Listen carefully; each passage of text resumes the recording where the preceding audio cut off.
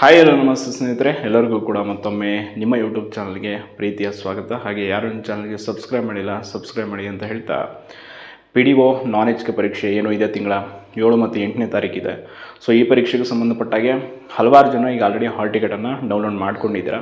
But ಕೆಲವ್ರದ್ದು ಏನಾಗಿದೆ ಅಂತಂದರೆ, ಕೆಲವೊಂದಿಷ್ಟು ಅಪ್ಲಿಕೇಶನ್ನೇ ಡಿಲೇಟ್ ಆಗಿದೆ KPSC ವೆಬ್ಸೈಟಿಂದ. ವಿಶೇಷವಾಗಿ KS ಪರೀಕ್ಷೆಗೆ ಅರ್ಜಿ ಸಲ್ಲಿಸಿದ್ದು ಆ್ಯಂಡ್ PDOದು ಈ ರೀತಿ ತಾಂತ್ರಿಕ ಸಮಸ್ಯೆ ಆಗಿದೆ.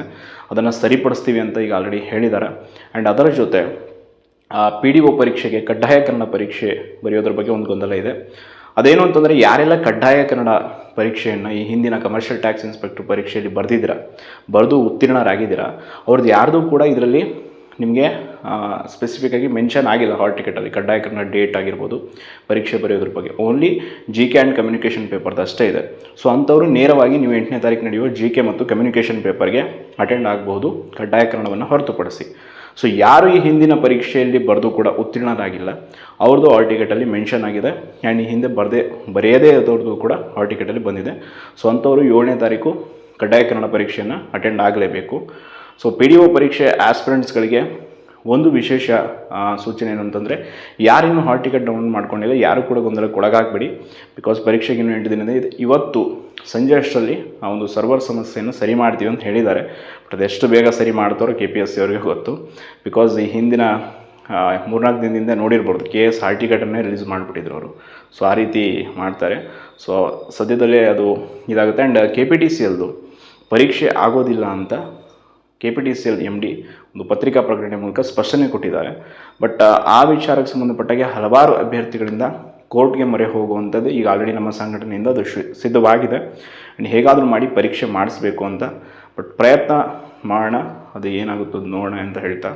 ಆ್ಯಂಡ್ ನೆಕ್ಸ್ಟು KS ಮರುಪರೀಕ್ಷೆ ದಿನಾಂಕದ ಬಗ್ಗೆ ಕೂಡ ಗೊಂದಲದಲ್ಲಿದ್ದೀರಾ. ಇದೇ ತಿಂಗಳ 9ನೇ ತಾರೀಕು ಅಂದರೆ ಇನ್ನೊಂದು ವಾರದಲ್ಲಿ ಆ ವಿಷಯದ ಬಗ್ಗೆ ಕಂಪ್ಲೀಟ್ ಆದಂಥ ಡೀಟೇಲ್ಸ್ ಸಿಗುತ್ತೆ ಪರೀಕ್ಷೆ ವಿಚಾರಕ್ಕೆ ಸಂಬಂಧಪಟ್ಟಾಗೆ.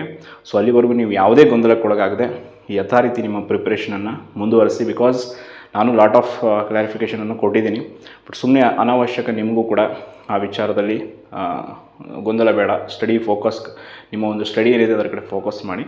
ಬಿಕಾಸ್ ಪರೀಕ್ಷೆ ಆಗಬೇಕು ಅನ್ನೋದು ಆಗಬೇಡ್ದು ಅನ್ನೋದು 9ನೇ ತಾರೀಕು ಕೋರ್ಟಲ್ಲಿ ಅದೇನು 5ರಿಂದ 9ನೇ ತಾರೀಕು ವಿಚಾರಣೆ ಇದೆ. ಸೊ ಅವತ್ತು ಫೈನಲ್ ಕ್ಲಾರಿಟಿ ಸಿಗುತ್ತೆ ಅಂತ ಹೇಳ್ತಾ, ಸೊ PDO ಪರೀಕ್ಷೆ ಆಸ್ಪಿರೆಂಟ್ಸ್ ಎಲ್ರಿಗೂ ಕೂಡ ಶುಭವಾಗಲಿ. ಆ್ಯಂಡ್ HK PDO ಎಕ್ಸಾಮ್ ಆಗೋದಿಲ್ವ ಅಂತ ಕೇಳ್ತಾ ಇದ್ದಾರೆ.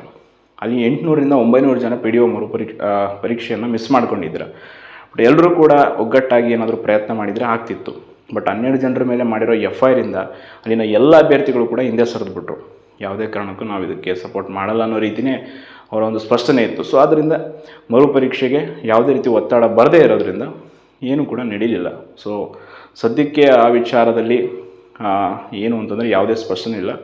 ಇಷ್ಟು ಸದ್ಯಕ್ಕಿರೋ ಮಾಹಿತಿ. ಆ್ಯಂಡ್ ಯಾರು ನಿಮ್ಮ ಚಾನಲ್ಗೆ ಸಬ್ಸ್ಕ್ರೈಬ್ ಮಾಡಿಲ್ಲ ಸಬ್ಸ್ಕ್ರೈಬ್ ಮಾಡಿ. ಧನ್ಯವಾದಗಳು.